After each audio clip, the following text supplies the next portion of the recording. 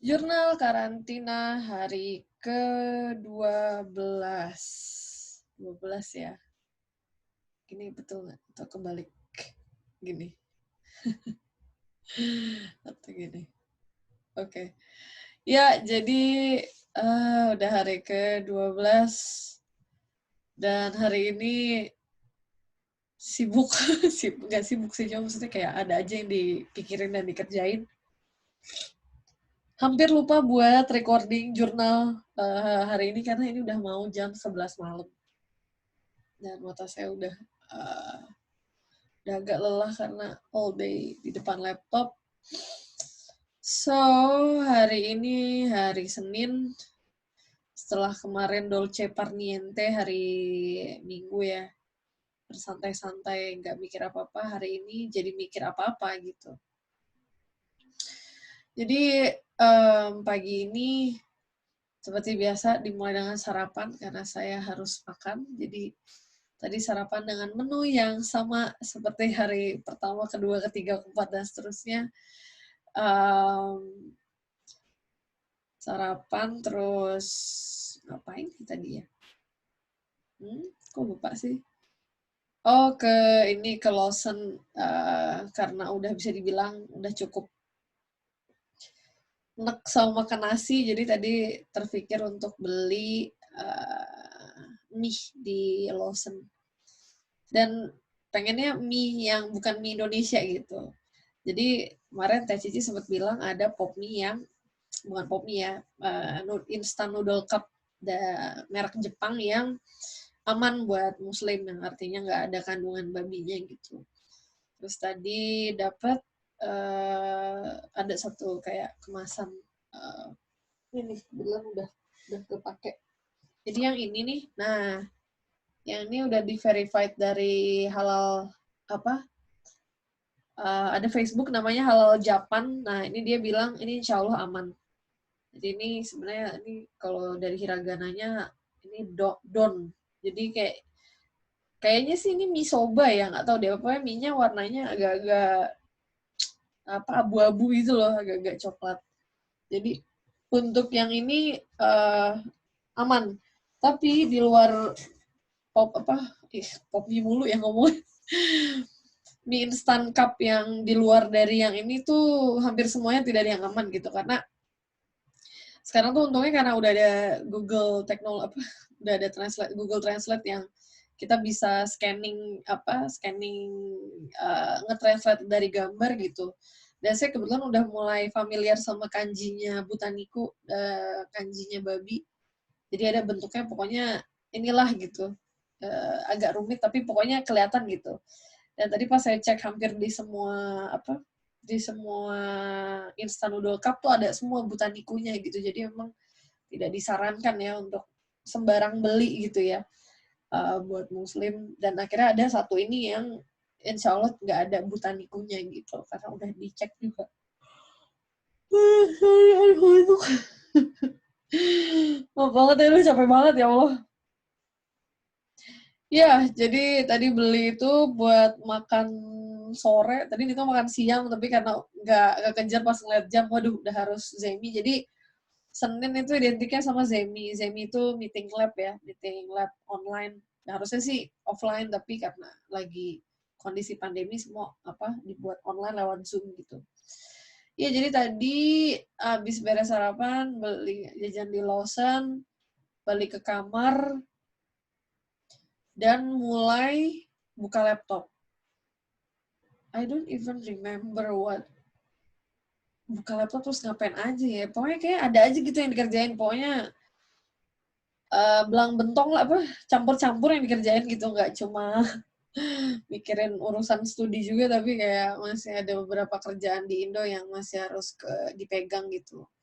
Jadi benar-benar juggling kerjaan, gonta-ganti, terus um, habis itu iya sempat korespondensi juga sama sensei. Kebetulan sensei ngajak meeting buat diskusi rencana riset hari Rabu besok jam 11. Terus ngapain? Pokoknya hari ini kayak sibuk banget tapi gue nggak bisa inget ya ngapain ya. sambil ngeliat post-it di depan.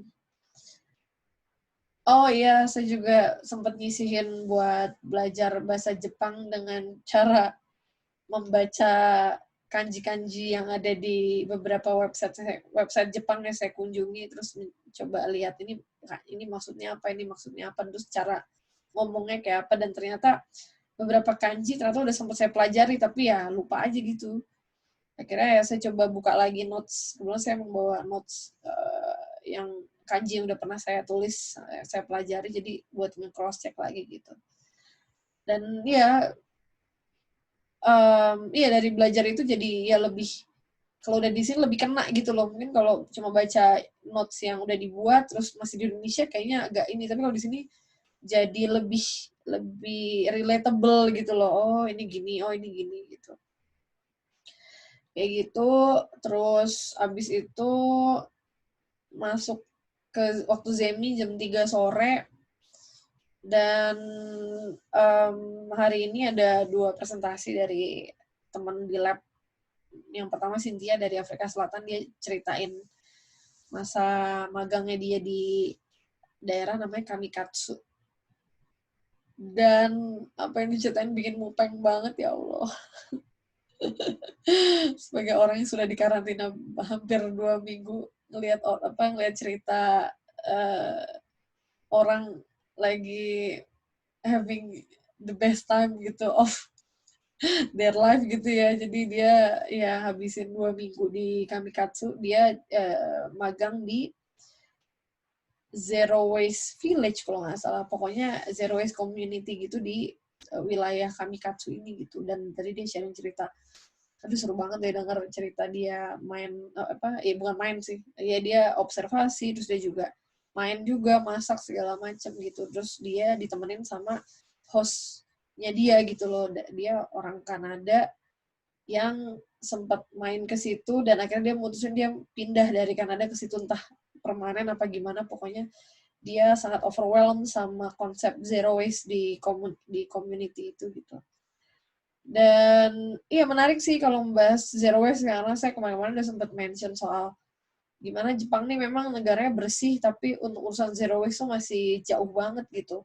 Meski seringkali ya orang bilangnya ya Jepang recycling rate-nya udah bagus banget gitu. Jadi nggak perlu khawatir kalau kita konsumsi sampah baru atau kemasan-kemasan baru. Tapi kalau ya tadi kembali, saya sih tidak semata-mata setuju angkanya itu. Jadi bukan artinya karena recycling rate atau kemampuan satu negara untuk recycle tuh tinggi, yang artinya kita jadi bisa kayak, oh udah kita bisa pakai suka-suka hati, pokoknya kita bisa konsumsi plastik sebanyak-banyaknya, kita pakai semua kemasan plastik sesuka hati tanpa mikirin gitu. Tapi kalau saya lebih prefer ya cut down your consumption gitu loh. Jadi ya reduce I think it's better than recycling, karena pertama reduce dulu, baru kalau benar-benar udah nggak bisa, baru ya menggunakan dan kemudian di recycling gitu. Jadi ya tadi diskusinya juga cukup rame gitu ya tadi pas lagi Zemi ngebahas soal zero waste ini gitu. Dan I don't know, kayak Zemi hari ini tuh kayak otak tuh kayak diajak mikir gitu loh.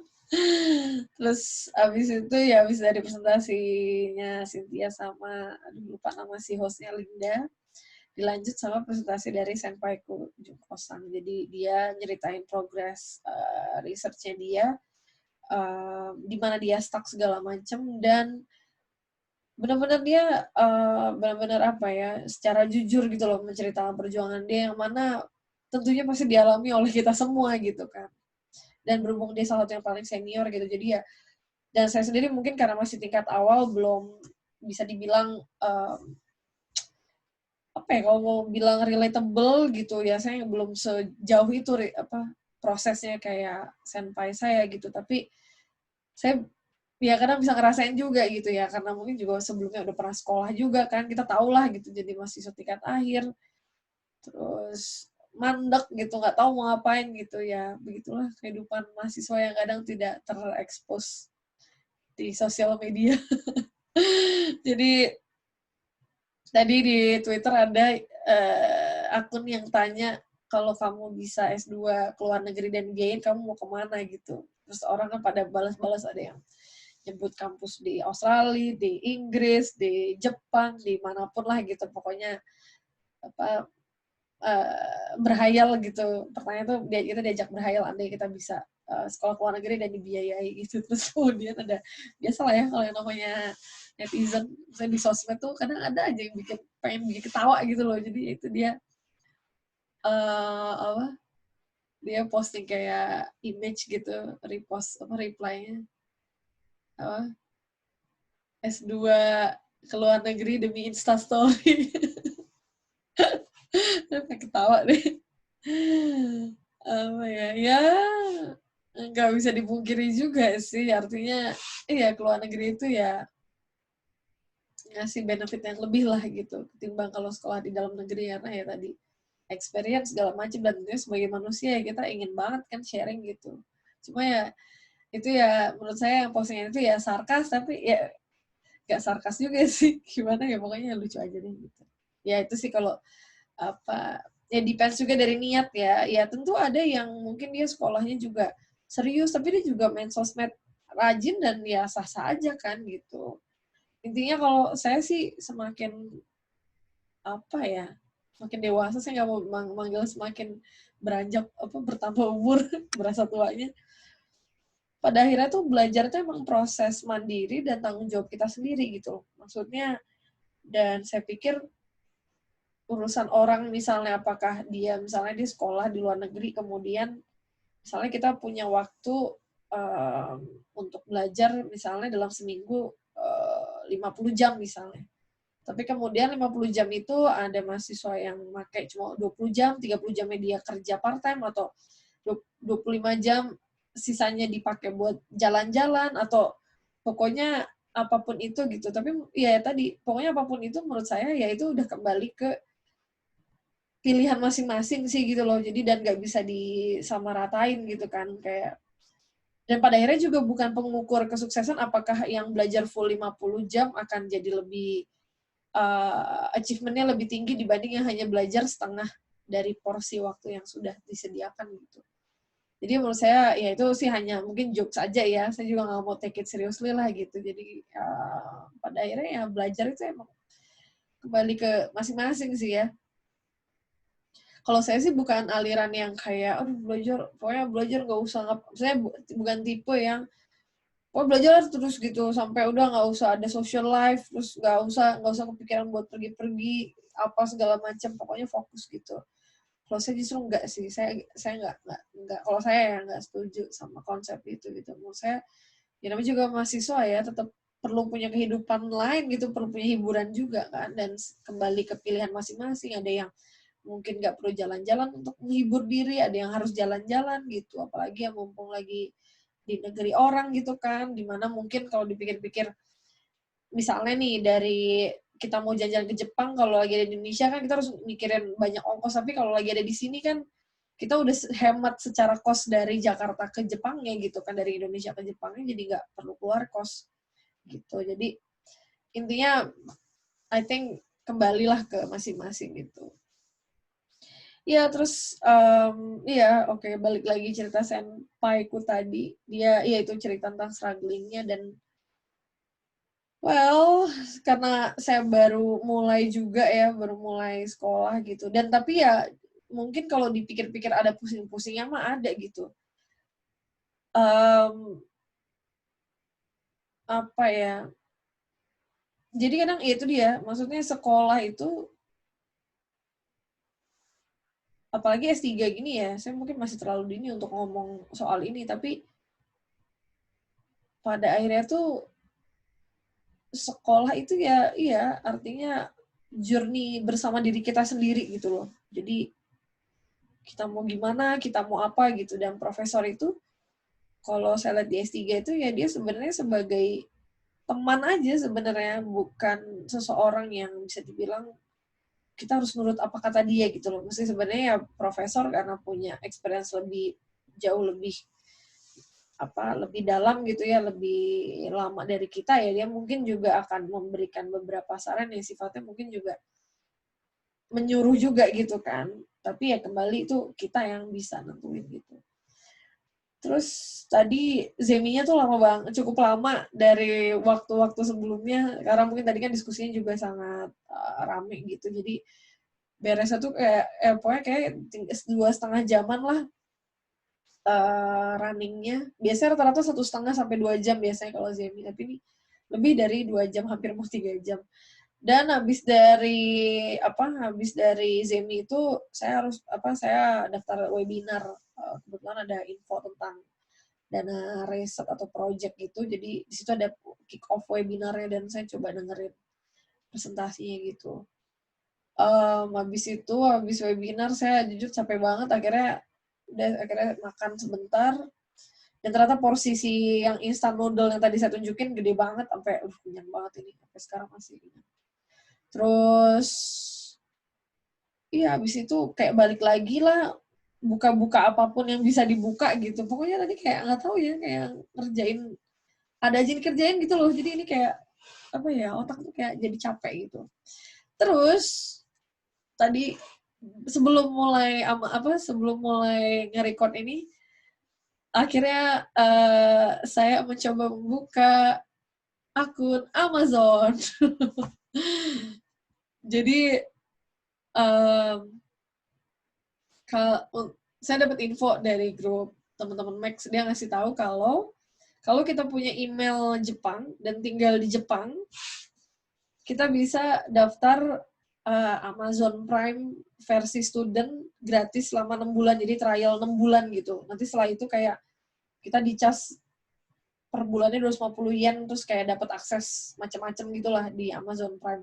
Sebenarnya sama Amazon Prime udah pernah tahu dari waktu di Amerika, udah pernah order buku juga gitu. Tapi waktu itu kayak karena waktu tinggal di sana juga nggak gitu lama kan, jadi ya kayak waktu itu ambil Amazon Prime cuma buat seminggu 2 minggu karena ngejar beli buku waktu itu. Terus nyampe habis itu saya langsung unsubscribe gitu. Tapi kayaknya selama di sini kayaknya akan lebih banyak benefit gitu untuk pakai Amazon Prime. Tadi tuh saya sebenarnya mau nyari ini sih, lotion yang buat kulit kering banget, kan kulit saya kering banget, dan di kombini deket sini tuh nggak banyak pilihannya, jadi saya kepikiran mau pesan, tapi pas dilihat-lihat ini karena udah 4 hari lagi mau keluar dari karantina, kayak kalau beli sekarang dan berharap nyampe di sini takutnya telat gitu, jadi makanya mungkin harus sabar dikit, atau nggak dikirimnya ke Sugakuin gitu, ke Kyoto, maksudnya ke kampus, ke asrama saya di Kyoto gitu. Ya tadi kayak lagi browsing-browsing aja ngelihat Amazon, dan ternyata untuk Amazon Prime versi student ini kita juga bisa dapat akses untuk baca buku dari platform mereka yang lewat Kindle itu, dan free gitu. Jadi tadi saya kayak nyari-nyari beberapa buku dan nemu, dan ya ampun seneng banget bisa nemu buku Malcolm Gladwell, Paulo Coelho, buku-buku yang ini ya, yang non akademik gitu. Terus tadi saya iseng nyari buku akademik yang ada kata kunci yang saya cari dan dapet juga gitu. Jadi ini lagi seneng banget nih, kayak buku-buku yang udah di-download di app Kindle-nya, dan can't wait to read the book. So sepertinya iya beberapa bulan ke depan akan banyak baca, karena ya memang seharusnya seperti itu.